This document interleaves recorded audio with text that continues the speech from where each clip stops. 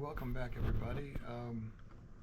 This episode, we're talking about what I think is the pivotal point in everything that I've learned in my research. It's chapter 24 in the manuscript I wrote, and it was entitled after the article that was printed in the MUFON Journal in September of 2022, called "Who in the Universe is Man?" And so, again, like I say, I'll read you this article because I don't want to waste your time and I don't want to bury the lead. So the point is that what I've discovered from the writings of the Baha'i Faith, I think, just me, maybe nobody else, that the term man, in most of the cases when it's used, refers to more than Homo sapiens.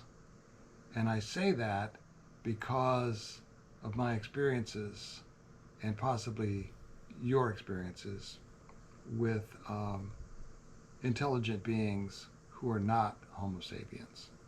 So let's go. I'll walk you through part of this. We'll see how it goes. It is August 25th, Sunday afternoon as I record this. And the article began. I am back in the tower of a mountainside library. I can hear the Eastern Mediterranean lapping at the beach. I have been puzzling over the little-known writings of a mystical faith that have profound import for ufology. I am one of the blind men who, upon putting my hands on part of this elephant, finds that, quote, this is the changeless faith of God, eternal in the past, eternal in the future, unquote. I mention this because these particular writings are the youngest of all ancient religious texts, and in this age of the spirit of truth, they are the most unequivocal regarding our topic. Consider, if older ancient texts said these things, we would have known it these past thousands of years. Now, I admit, the writings are hinting at the unity of religions idea. The point is that if these writings are making sense to you, but this isn't a faith you feel is true, then how can it be that they make sense? I don't care what your answer is. It is just such an obvious question. Is truth one or not?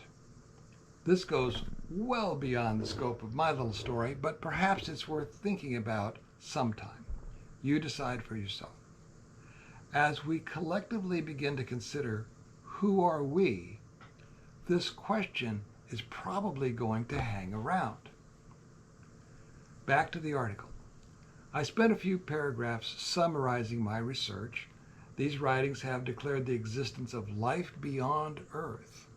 They note that when Earth was still a lava Sunday in the kitchen, man was already trucking down the Milky Way somewhere, keeping on, keeping on.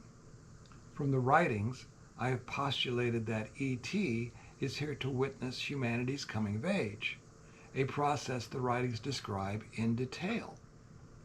Regarding lost civilizations, they state, as to thy question concerning the origin of creation, know assuredly that God's creation hath existed from eternity, and will continue to exist forever. Its beginning hath no beginning, and its end knoweth no end, unquote. Isn't it forgivable to misplace a civilization or two, given that kind of time?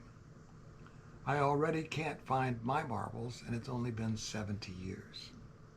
Despite this, the writings also say that human evolution, as described by science, which they purport to agree with, has been occurring simultaneously.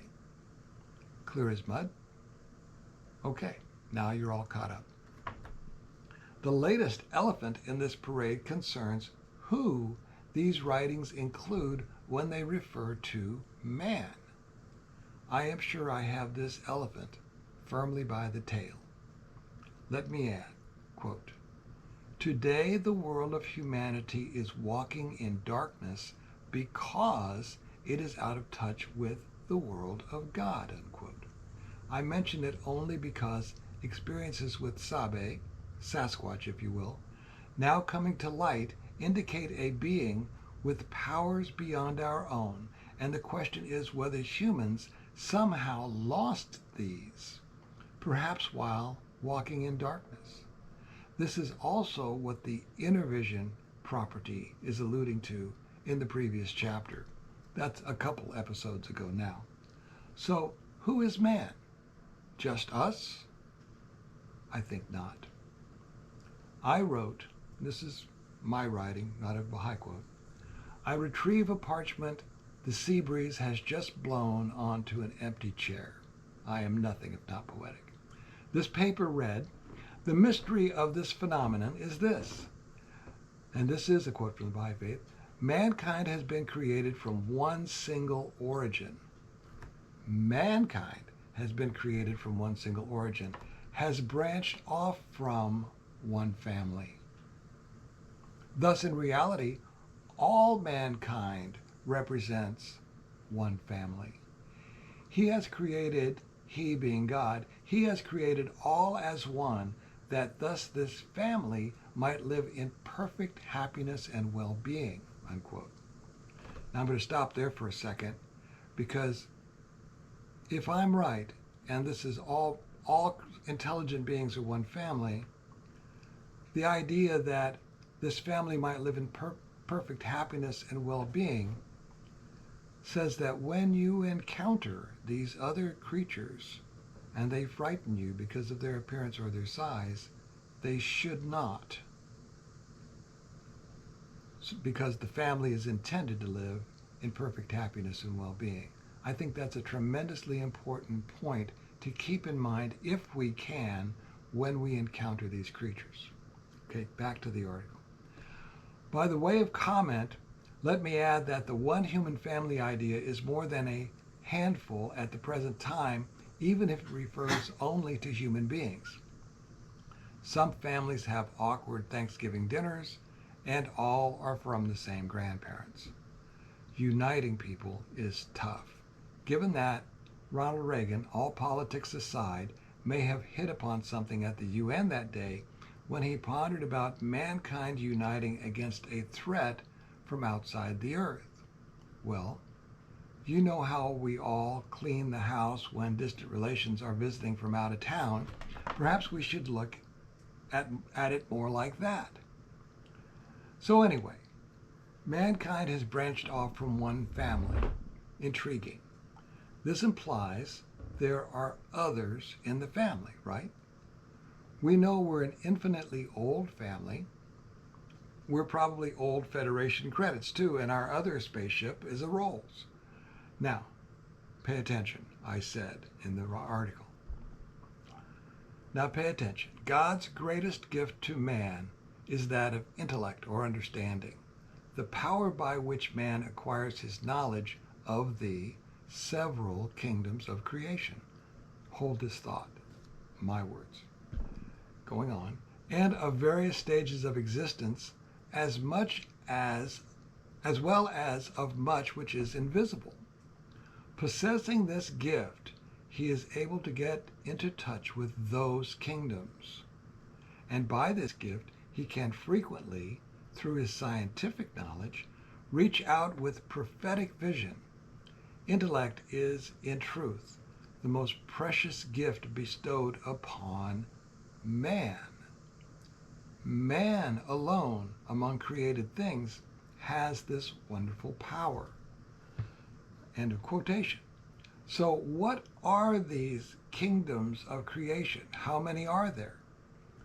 The writings go on to say, quote, the power of the understanding differs in degree in the various kingdoms of creation. I'm going to stop right there for a second because I'm beginning to pick up on the idea that pagans and Wiccans and Druids and stuff are seeking to get their lives back in touch with the natural world, and that some witches will go about the countryside, as I do, speaking aloud to everything.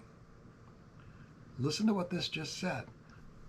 The power of understanding differs in degree in the various kingdoms of creation. The mineral, vegetable, and animal realms are incapable of understanding that which takes place in the mind of man. The animal cannot realize the intelligence of a human being. He only knows that which is perceived by his animal senses. He can't imagine anything in the abstract. Quote, another quote continues, "Witness to it is the holy tradition. Before all else, God created the mind. From the dawn of creation, it was made to be revealed in the temple of man." Moving along. Briefly, the evidences of intellect and reason are manifest in man. By them he is differentiated from the animals. Realizing this, we may acknowledge the fact that at one time man was an inmate of the sea, and finally a human being standing erect. So our man prerequisites include standing erect, intellect, understanding, and the ability to reason in the abstract. Whatever does this is not mineral, vegetable, or animal, as man alone has this wonderful power. Is that it? Well, actually, no. Quote, "In the world of existence, there is nothing so important as spirit, nothing so essential as the spirit of man. The spirit of man is the most noble of phenomena. It is the animus of human life, the cause of the illumination of this world. The world may be likened to a lamp chimney, whereas man is the light. So if the light is on, somebody akin to us should be home." And as I'm delving slightly more into what pagans and witches are striving to do, I've already mentioned I came across, and if you're interested in Sasquatch people, by all means, Google images on the Green Man, because without saying the word Sasquatch, you get some really beautiful Sasquatch images. And like when I saw the one up close that I saw last year, the first thing that popped into my head was the fir tree. I can't think of the name of the fir tree right this second, but it's a shaggy looking fir tree. And that's what I imagined. The hemlock. It was a hemlock that my grandmother planted. And that the vision of that hemlock jumped in my mind when I was trying to describe to myself what this thing had looked like. And that is actually part of what got me thinking about the Green Man again. But so with all of this stuff, the spirit of man is the most noble phenomenon, the cause of the illumination of the world. I doubt that in what that quote that I just read, there's anything that either Wiccans or pagans or druids or witches or anyone trying to find that natural path would find offensive. I think it all goes along the same way. And see, Baha'is don't have the baggage that the Christian faith does, either for the pagans or the witches, because we're not imperialistic, and we never did denigrate any other faith. Like whatever may have been the pagan faiths of the past, they probably had a divine source at some point, as I said in the last episode, via a quote from the writings. Okay, let's go on here. Back to the manuscript. Another quotation. "It is evident, therefore, that man is ruler over nature's sphere and province.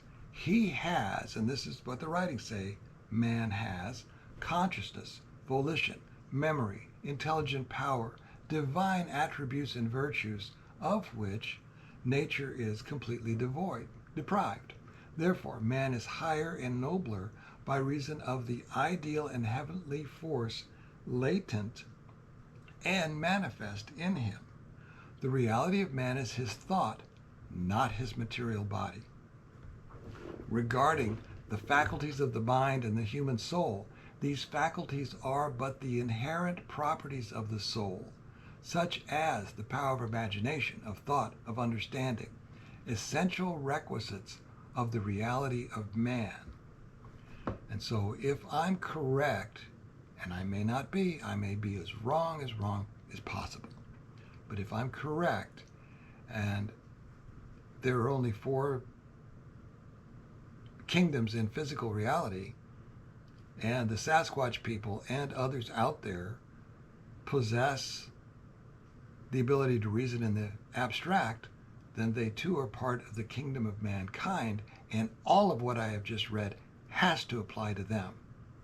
And so I think that that is a vast degree of insight into the mind of not just Sasquatch, but ET and everything else that is intelligent. Now we can see how it plays out with human beings, and it's by no means do we all sit around and sing kumbaya to each other. I mean, human beings are still at war, but these other beings may not be. You know, we are not yet a level 1 civilization on this planet. We're not a planetary civilization yet. We are still early in the game, and some of these other things that we are now seeing and dealing with may be far more advanced in that regard.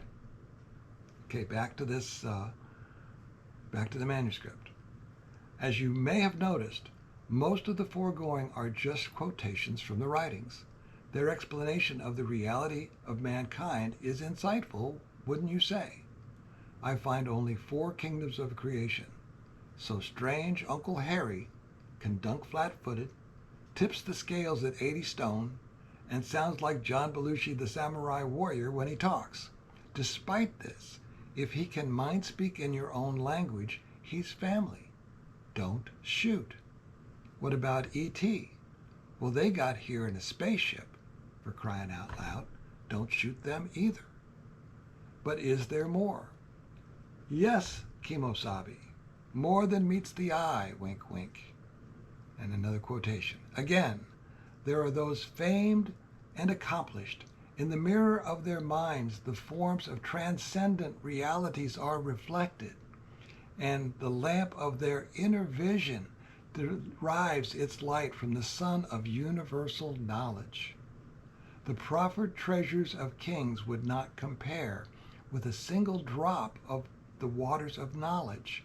To them, the delights that lie outside their work are only toys for children, and the cumbersome load of unnecessary possessions is only good for the ignorant and base. Content like the birds, they give thanks for a handful of seeds, and the song of their wisdom dazzles the minds of the world's most wise. End of quote. From the Baha'i writings, all of that is. This may explain why we don't see E.T. at the mall, or perhaps Sabe either. They simply chose a different path. Quote, he has given us outer sight to view the lights of the sun and inner vision by which we may perceive the glory of God. He has designed the outer ear to enjoy the melodies of sound, and the inner hearing wherewith we may hear the voice of the Creator.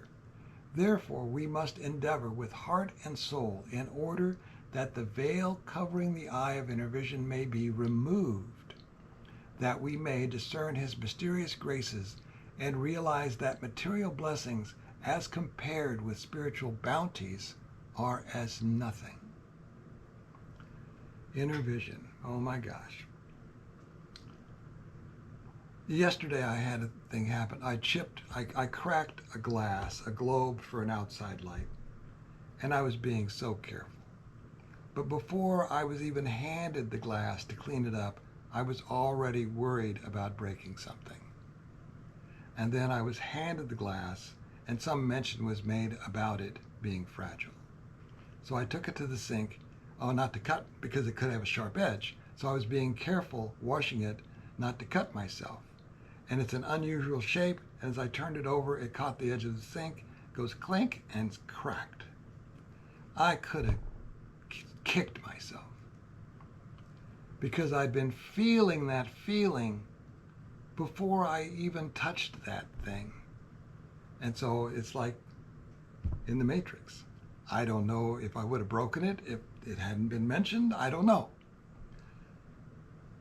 I was aware of the feeling, but I'm not so adept at it I was able to act on it in a way to prevent cracking that thing, if it had anything to do with it at all. But that's the kind of things your mind gets into when you really begin to think about this stuff. Okay, back to the manuscript. This is a slightly more complete quote than was used in the early oral history chapter. I understand this to mean that inner vision is an untapped resource of the mind of man, and that when we collectively become more accomplished in its use, things will be different and better. I concluded the article with, "Now that's a brave new world, man." I would like to add that the writings don't limit their application to humans as far as I know. Also, the faculty of inner vision is mentioned in a passage that contrasts material blessings with spiritual bounties, the material being as nothing in comparison. This theme is carried on throughout the writings in places too numerous to list here. Our capitalistic environment is thus called into question in that way, is it not? That is the who are we question in a nutshell. Faith, spiritual paths, and ET. A slippery slope indeed. And we got here quick, too, in a single paragraph, like we were just one step away. Take one pace and with the next, unquote. Now, I think I'm going to stop here. I've got a little bit more on a slightly different vein, and I think I will let it go until another day. And I have an article written on magic that I think will be the next thing up. I think it's magic, witches, and the spirit of truth, which is not about the Sasquatch people or ET, but it is more up along the line of how the modern neo-pagan movement does not seem so foreign if you look at your own writings through that lens. Because I believe, just as the quotes that I have in that from the writings indicate, that there have been lots and lots and lots of different faiths within the kingdom of mankind, going back as far as you can go back, so that if some of those come forward and they're a natural path, that doesn't necessarily mean that they're not from God. They've always been from God. The evolution of faith and the systems under which it works have changed over time. I'll see you next time.